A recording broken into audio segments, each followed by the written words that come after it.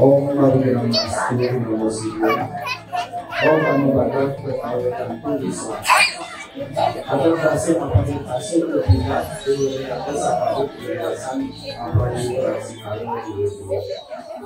semoga tidak ada halangan, semoga pikiran-pikiran yang suci, gagasan-gagasan yang bijaksana dan tidak berbahaya datang dari segala penjuru.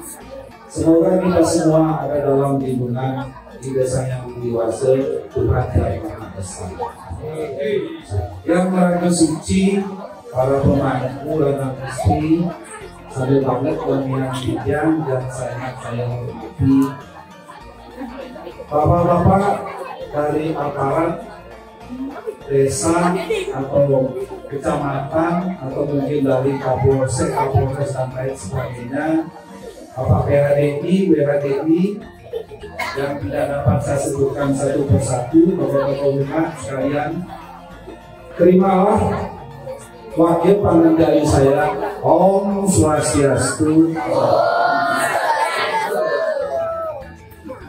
Angayu bahagia, puji didiam, astunggal, kita senantiasa panjatkan kehadapan hidup saya yang dewasa, Tuhan yang Maha Esa, bahwa pada hari ini 7 hari Pura Dharma Bakti Jaya dapat kita jalankan, kita dapat hadir bersama dalam keadaan yang sehat. Gitu.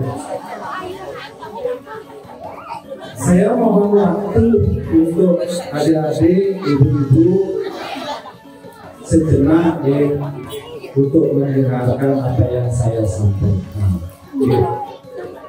Salah satu bentuk bakti dari Nawa Bina Bakti 9 bakti yang ada adalah serawanan atau mendengarkan. Jadi mendengarkan itu merupakan rasa bakti kita kepada saya nanti, bukan kepada saya secara pribadi. Seradawan anak suyasta Sri Mulia Sopi Nara Sopi Mutah Subah Lokam Prapuya Puja Kamanam. Pegawai kita Adiaya 18 Sloka 71. Seradawan anak suyasta, seseorang yang memiliki keyakinan walaupun hanya duduk, diam dan mendengarkan. Sri Mulia Sopi Nara dengan tidak ragu-ragu, dengan tidak mencela. Sopi Mutah Subah Lokam, kelak ia akan ditempatkan di tempat yang subah lokam. Subah itu baik, lokam itu tempat, di tempat yang baik. Bersama siapa? Bersama Punya Kamanam. Punya Kamanam itu orang-orang yang berbuat kebaikan. Jadi hanya dengan duduk dia mendengarkan, Bapak itu telah di sana akan ditempatkan di tempat yang baik bersama orang-orang yang berbuat kebaikan. Jadi gampang, gampang sesungguhnya kalau kita mau mencapai tempat yang utama bersama dengan desa yang dewasa. Duduk yang mendengarkan. Tetapi apa yang kita dengarkan? Ayo dengarkan yang baik-baik saja. Ayo kita gunakan atau kita resapi yang baik-baik saja. Yang kurang baik masuk dari telinga kiri, keluar dari telinga kanan. Jangan disimpan di dalam hati, jangan dimasukkan hati, puas gelo nanti. Ya, karena apa? Tuhan menciptakan manusia itu adalah makhluk paling utama dari semua ciptaannya. Risa kue di salobute, ikan dan iwan, benang yang rumah yang akan subur kamu. Panen tak sekenering subur kamu, panen tak sekenering subur kamu ikan subur kamu, makanya pertama ikan dan iwan itu. Salah satu saya sloka 2. Jadi dari semua makhluk yang diciptakan oleh Tuhan, manusia itu dapat mengetahui perbuatan yang baik, dapat melakukan perbuatan baik. Panen tasa kena reng sumber karena ikan asuh kamu. Lenyapkanlah, resapkanlah, atau hilangkanlah semua perbuatan burukmu ke dalam perbuatan baik. Jadi kata-kata yang tidak bagus, yang tidak bermanfaat itu, ayo dilenyapkan dengan perbuatan baik. Masuk telinga kiri, keluarkan dari telinga kanan, nggak usah dimasukkan ke dalam hati. Tetapi yang baik, ayo dimasukkan ke dalam hati kita. Ayo kita gunakan sebagai acuan dalam kita berkarma, acuan dalam kita berpikir, acuan dalam kita berkata, dan acuan dalam kita berbuat. Dengan demikian, kelahiran kita sebagai manusia tidak akan sia-sia. Nah, Bapak Ibu Mas Dharma, teman-temanku, bapak rumah yang saya hormati, kita beragama Hindu itu sederhana. Kita beragama Hindu itu mudah. Kita beragama Hindu itu gampang. Jangan kita jadikan beragama itu semakin ruwet. Masuk. Jangan.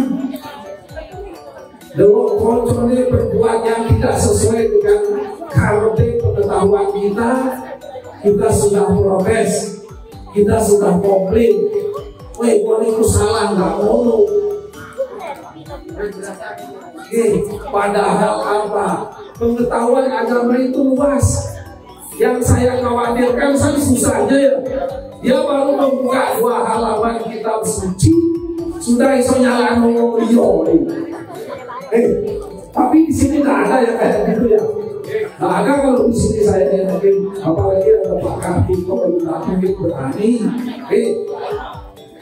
Kalau saya mengutip salah satu sloka di dalam sloka Tara, sloka 79 itu mengatakan bahwa doso abhyasti guno abhyasti nirdoso naiwan jayati.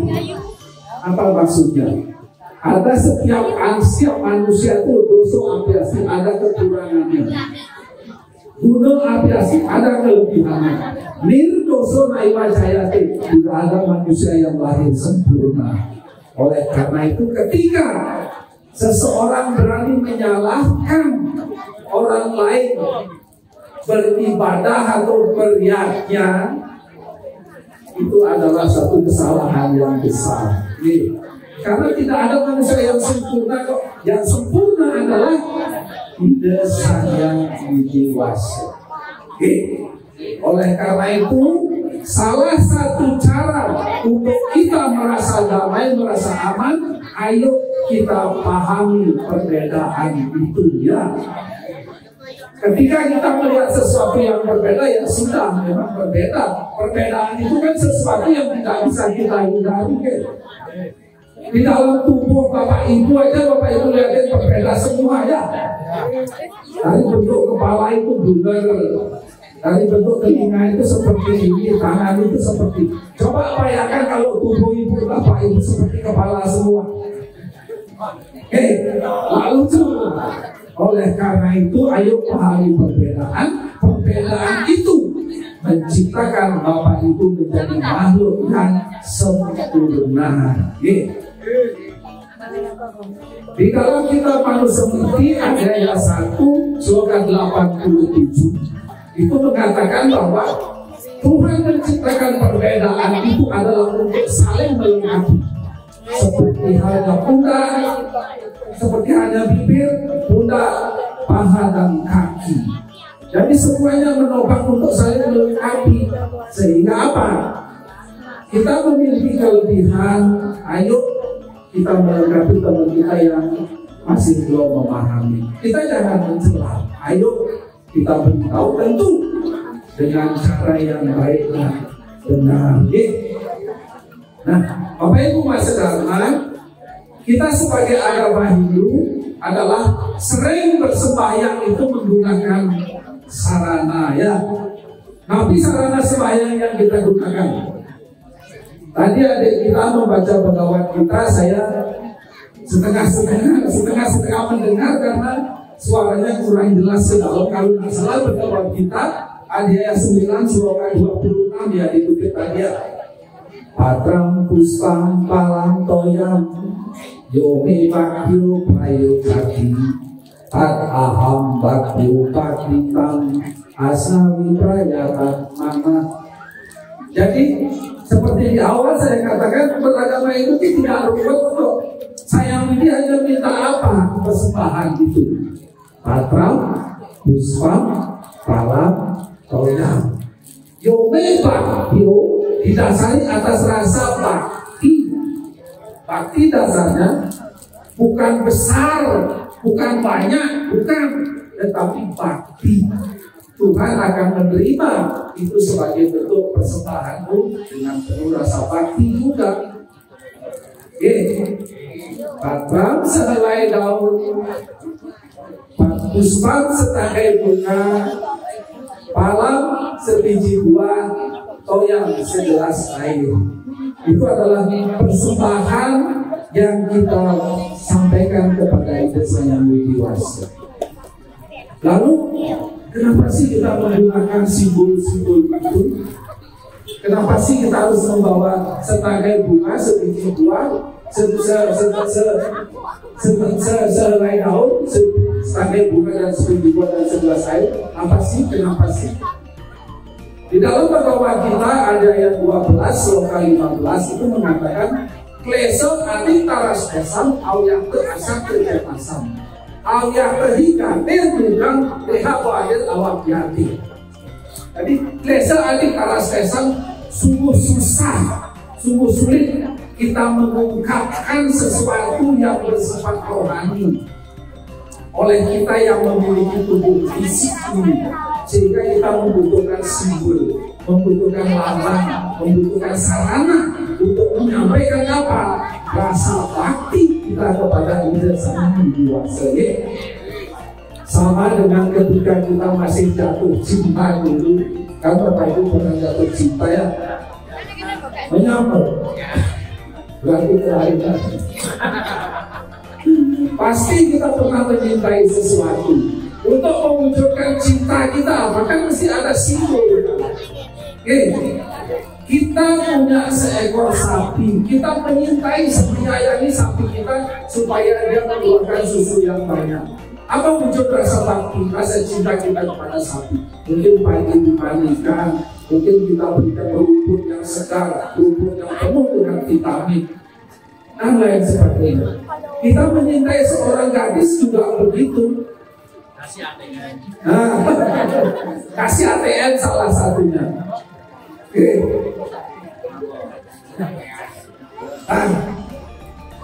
Kemudian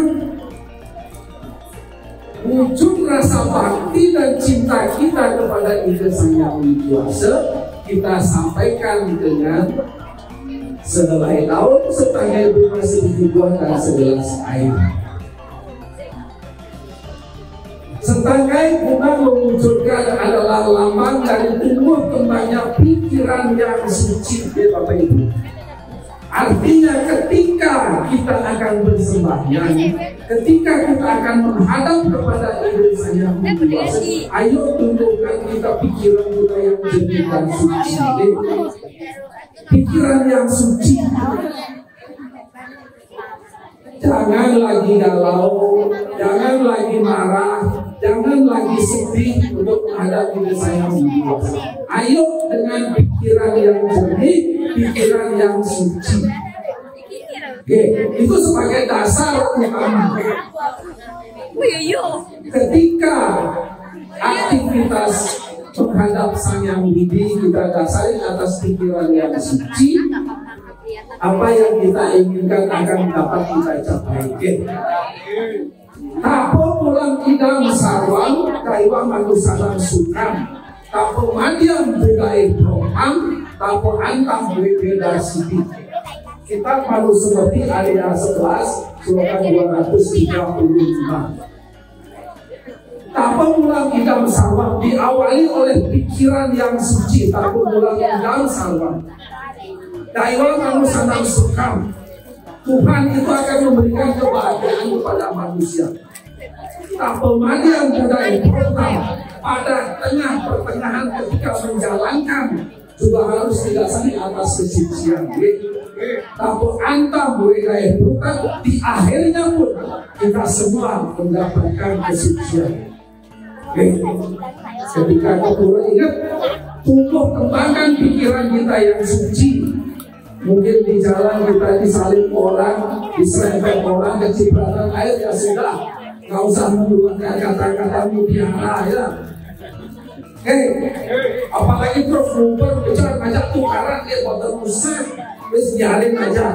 Kita doakan semoga Tuhan memaafkan, dan kita doakan juga semoga dia segera masuk surga. Ya, kita kan berdoa semoga Tuhan memaafkan dan segera masuk surga. Kita harapkan dia masuk surga kalau kita masuk neraka, tapi secepatnya. Kan doa yang baik. Kemudian setelah tumbuh kembangnya pikiran yang suci disimbolkan oleh daun, sekarang bunga. Bunga itu lambang cinta kasih. Ketika kita menyayangi seseorang, kan memberikan bunga. Aku persembahkan bunga untukmu sebagai rasa cintaku padamu. Demikian juga kita ketika ada orang wisuda, ada orang menikah, kan memberikan karangan bunga. Dengan pikiran yang suci, dengan penuh rasa cinta kasih, kita menghadap kepada Tuhan. Kemudian akan puspapalan buah. Buah adalah realisasi dari pikiran yang suci dan rasa bakti itu kita wujudkan dia dalam tindakan dan perilaku. Kalau kita cinta dengan seseorang, Mas Kartiko, ini tengah malam ceweknya, Mas Kartiko jam 12 malam sudah hujan. Mas Kartiko, aku akan apotek kok. Karena Mas Kartiko cinta, gak mikir. Tengah malam gak pikir hujan, berangkat nganter ceweknya. Itu adalah kita juga demikian dengan saya Widi. Masa gerimis kasih dolang pura. Ais berangkat udah, namanya kita menyampaikan rasa cinta kasih. Coba bayangkan kalau tidak ada rasa cinta kasih. Meskipun siang minta antar, kok benar-benar ya. Bukan ada rasa cinta kok. Wujudkanlah rasa cinta kita dalam bentuk tindakan. Ayo datang ke pulau. Ke pulau itu yang bawa yang bawa bunga, bawa dupa, bawa aturan lebih baik. Bocok di siapmu panitia. Wong ke pulau orang bawa opo-opo terus sampai jaluk macam-macam sampai saya mikir. Orang bawa atas di sana. Jadi harus membawa sendiri. Karena apa? Di dalam lontariannya prakerti ini rumus, ini kita tua, bukan saya yang bukan opini saya pribadi, bukan. Dalam lontariannya prakerti mengatakan simbol-simbol sarana yang Bapak bawa ke pura untuk persembahyang itu memiliki 3 fungsi. Sahanani bepantan pinaga ragan terpuri. Sahanani bepantan pinaga anda buana. Sahanani bepantan pinaga warnani rupa ide betare. 3 wujud dari apa yang kita bawa ke pura. Sahanani bepantan pinaga ragan terpuri. Jadi bunga yang Bapak Ibu bawa dari rumah, rupa yang Ibu bawa dari rumah merupakan wujud pinaga ragan, wujud dari persembahan Bapak Ibu sendiri.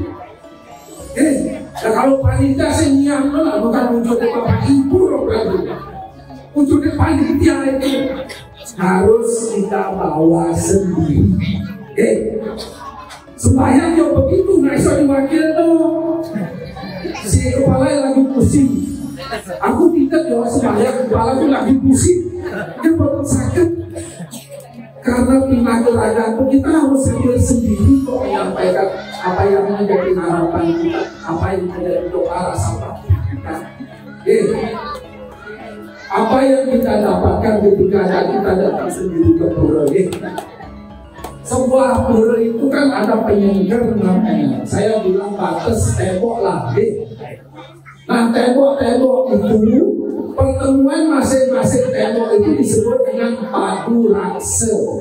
Disinilah kekuatan dari sebuah pura. Kenapa kita harus datang ke pura?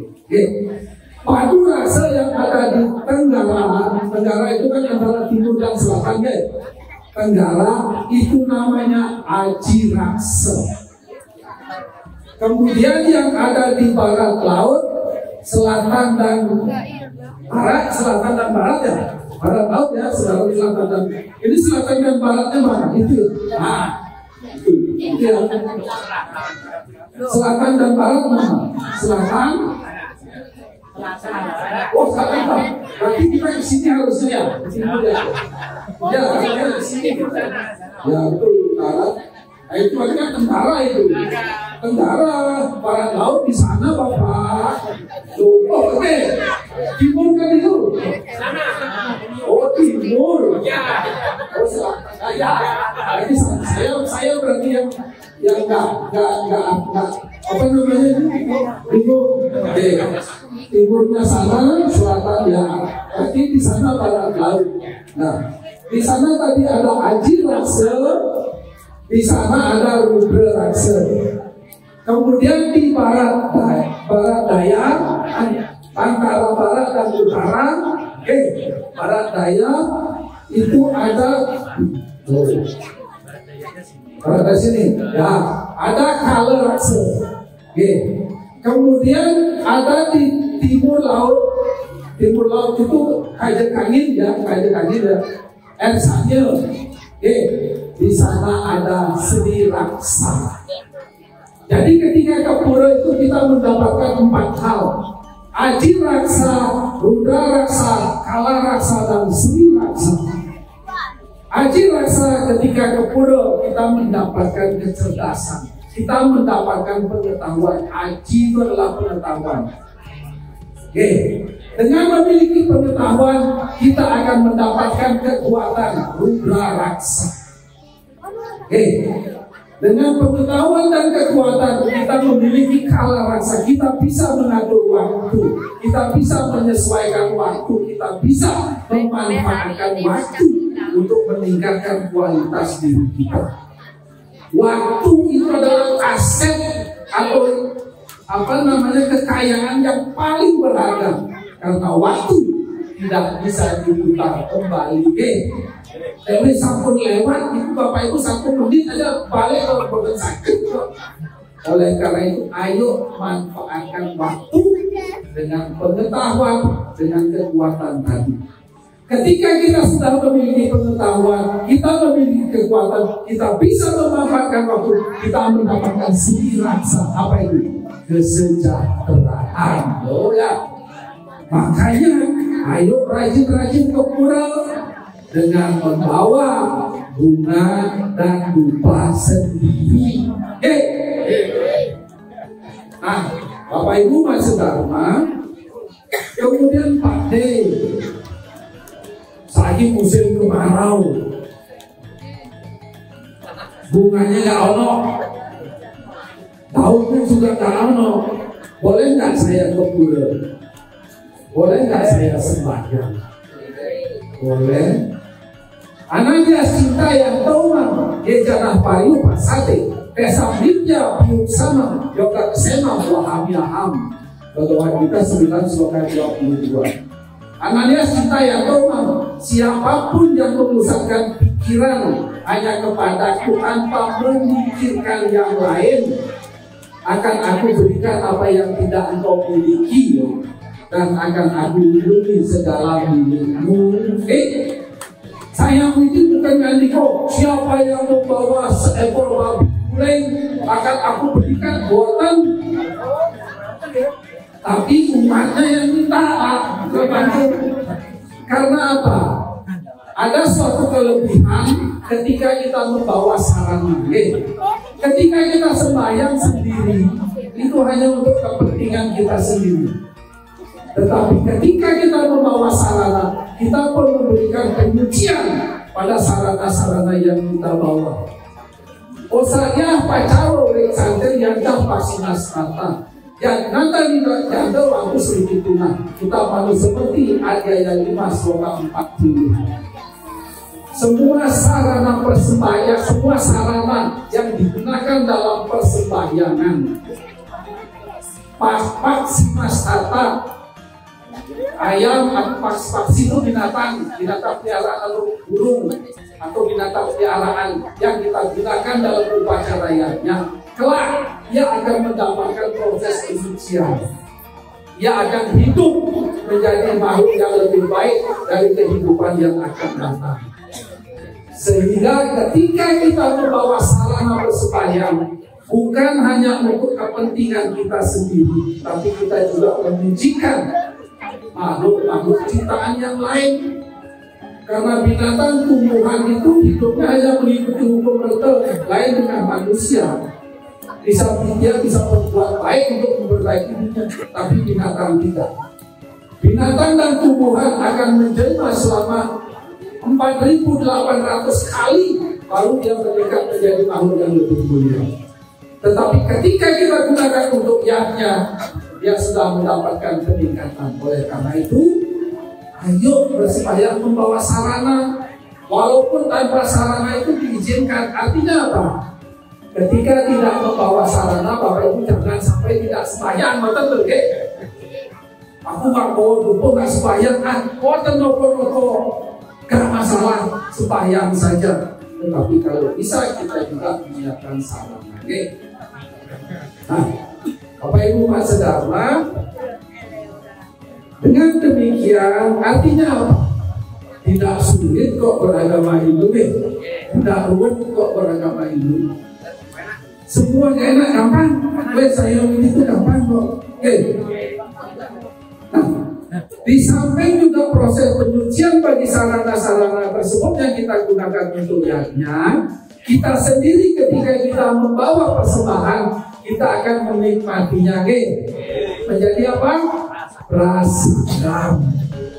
Yatnyo sista sina santo, mujian tedarno kepisai, bujang dedua gampapa, ipacan kiat makaranat. Bagawan kita 3 sloka 13. Yatnyo sista sina santo, mujian tedarno kepisai, bujang dedua gampapa, ipacan kiat makaranat. Siapapun yang menikmati sisa dari persembahan akan dihapuskan dari segala dosa. Ya, yang makan sendiri tanpa beriatnya sesungguhnya memakan dosanya sendiri. Ya, oleh karena itu, ayo kita beriatnya, ayo kita memberikan sesuatu kepada saya dan kepada siapapun. Lo kok enak pada mengira dosa terhapus? Oke, enak sama ini maaf kasih kok ya. Kamu ini maaf kasih maaf penyayang kok enak itu salah. Makanya Bapak Ibu, Mas Dharma, ayo kita senantiasa tegak di jalan Dharma. Jangan pernah tinggalkan ajaran Dharma. Nasa widet pusriya wakati kamakarata, nasa sidik awak mati nasuka para manggating. Siapapun yang meninggalkan ajaran kitab suci Weda hanya menuruti kamakarata nafsu, nasa sidik awak mati, tidak akan mendapatkan kesempurnaan. Nasuka kebahagiaan dan para manggating dan tujuan tertinggi. Bapak Ibu siap tidak meninggalkan ajaran Dharma? Siap. Saya setuju. Tapi kurang banter ya jawabannya. Bapak Ibu siap?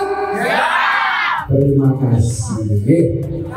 Karena hanya Dharma, hanya Dharma yang akan mengantarkan Bapak Ibu sampai kepada tujuan tertinggi.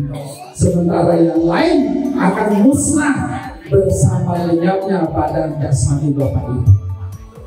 Bapak Ibu punya mobil mewah 10, ketika meninggal boten-boten sing dibawa. Ditinggal kok. STM itu dibawa. Mana mau pilih? Bapak Ibu punya sawah 10 hektar, meninggal juga di bawah kok. Yang dibawa adalah pahala atas perbuatan kita. Tetapi pahala yang didasari atas dharma akan mengantarkan kita pada kebahagiaan, penyatuan kepada Sang Yang Widi. Bukan berada di sisi Sang Yang Widi, tetapi amor et achievement bersatu dengan Sang Yang Widiwasa. Ekam ewasu dharma di dalam kebijakan dia, saya sama macam sawam ayat yang tadi. Kita tahu seperti ada yang 8 surat 17. Satu-satunya yang mengantarkan seseorang menuju kebahagiaan di alam sini maupun di alam sana adalah dharma. Sementara yang lain akan musnah bersama hilangnya badan jasmani Bapak Ibu. Oleh karena itu, ayo kita tegak di jalan dharma, ayo kita senantiasa berbuat kebaikan sesuai dengan tuntunan ajaran Buddha. Salah satunya Bapak Ibu rajin ke pura, tapi tidak lupa membawa sarana. Jangan nonton-nonton tapi jalur wakil belum saya mikirkan. Kalau pun jalur wakil. Tetapi saya ini tidak. Itu namanya teori antropomorfisme. Kalau angkat bahasanya teori spiritual demikian. Kalau kita lihat dalam kehidupan sehari-hari, nah, apa itu maksud dharma? Sudah cukup panjang. Demikian, saya hanya membuka intinya. Saya membuka Bapak Ibu Pansedharma di sini. Ayo rajin ke pura. Ayo bawa sarana-sarana persembahyangan itu disiapkan sendiri. Membawa sendiri dari rumah. Tetapi ketika tidak ada, jangan sampai Bapak Ibu tidak ke pura dan tidak bersembahyang. Tetap bersembahyang karena Sang Yang Widi akan memberikan apapun yang Bapak Ibu tidak miliki dan melindungi segala milik Bapak Ibu. Kita akan mendapatkan kecerdasan, kita akan memiliki pengetahuan, kita memiliki kekuatan, kita dapat mengisi waktu dengan sebaik-baiknya, kita akan memperoleh kesejahteraan. Pada akhirnya Bapak Ibu Pansedharma, Om Sarwa Sang Swasti Bawantu. Semoga kita semua ada dalam keadaan baik. Om Swaha. Om Sarwa Sang Swasti Bawantu. Semoga kita semua ada dalam keadaan baik. Om Sarwa Sang Satir Bawantu. Semoga kita semua ada dalam keadaan damai. Om Sarwa Sang Manggalam Bawantu. Semoga kita semua dapat memimpin diri kita sendiri. Om Sarwa Sang Purnam Bawantu, sehingga kita dapat mencapai kesempurnaan. Om Alasani Mesaru Adu Ani Besar. Semoga badan dan pikiran kita tetap sehat, jauh dari penyakit dan bangkit untuk meningkatkan kualitas diri. Kita tutup dengan para pesanti. Om Santi Santi Santi. Oh.